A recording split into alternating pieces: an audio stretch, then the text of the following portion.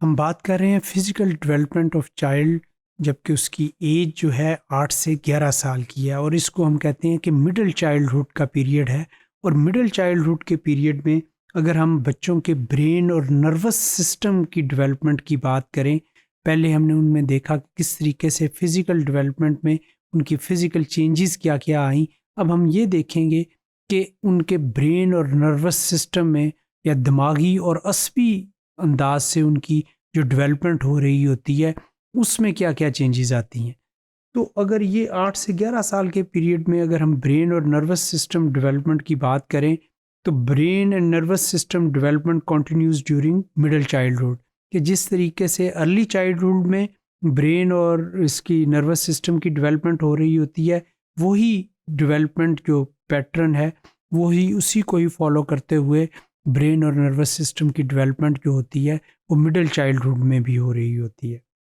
More complex behavioral and cognitive abilities become possible as the central nervous system mature। कि जैसे जैसे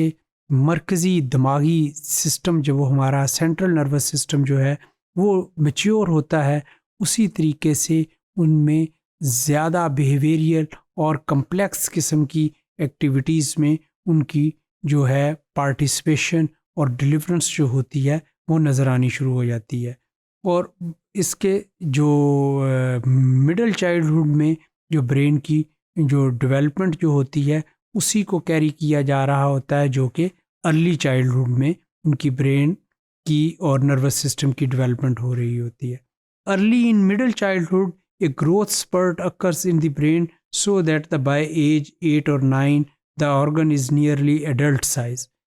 कि 8 और 9 साल की एज में जो ब्रेन और उनकी जो डेवलपमेंट है नर्वस सिस्टम की तकरीबन वो बन जाती है, जो 8 और 9 साल में वो बन जाती है जो कि एक बालग लड़के या लड़की की या एक बालग शख्स की जो डेवलप होनी होती है। So brain development during middle childhood is characterised by the growth of specific structure specially frontal lobes.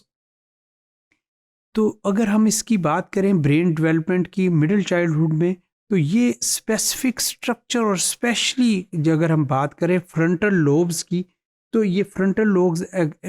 Lobes actually हम दिमाग के अगले हिस्से को कहते हैं जो कि अगली जानब का बालाई हिस्सा होता है हमारे दिमाग का, उसके लिए हम फ्रंटल लोब्स का वर्ड यूज़ करते हैं। तो ये जो इसकी डेवलपमेंट जो है और इसकी प्रॉपर शेप जो होती है वो नज़र आनी शुरू हो जाती है जो कि 8 से 9 साल तक की जो एज में जो इसकी डेवलपमेंट है। इसमें अगर हम बात करें, these lobes located in the front of the brain under the skull.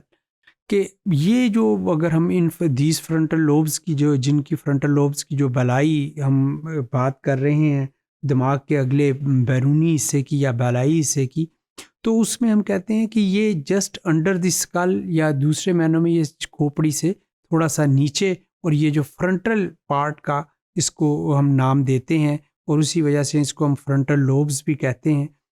ये रिस्पॉन्सिबल होते हैं फॉर व्हाट, फॉर प्लानिंग, कोई चीज़ की मनसूबाबंदी करनी, रीजनिंग किसी चीज़ के लिए वजूहात का पेश करना, social judgment and ethical decision making among other functions. तो दूसरे फंक्शंस के साथ साथ ये वाली चीज़ों के लिए ये वाली चीज़ ब्रेन की हमारी डेवलपमेंट हो रही होती है कि जिसमें हम मुख्तलिफ अंदाज से कोई भी काम करते वक्त किस तरीके से प्लानिंग करनी है, कि डिसीजन मेकिंग करनी है, किसी चीज़ के लिए वजूहात तलाश कर रहे हैं। तो ये वाली तमाम चीज़ें उस वक़्त हमारे फ्रंटल लोब में, जो कि हम कहते हैं कि स्कल से थोड़ा सा नीचे वाला बैरूनी पार्ट जो होता है वो डेवलप हो रहा होता है।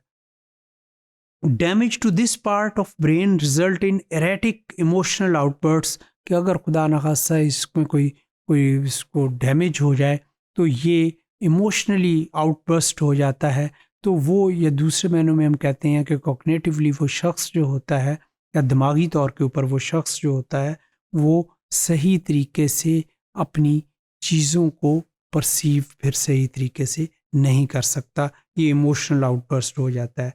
और उसकी वजह से इनएबिलिटी टू प्लान, वो सही तरीके से मनसूबाबंदी करने के काबिल नहीं रहता, एंड पुअर जजमेंट, और सही तरीके से वो जजमेंट भी नहीं कर पाता। सो द मोस्ट एंटीरियर हम कहते हैं फ्रंटल या सामने वाला part. The most interior part portion और फ्रंटल लोब्स इज द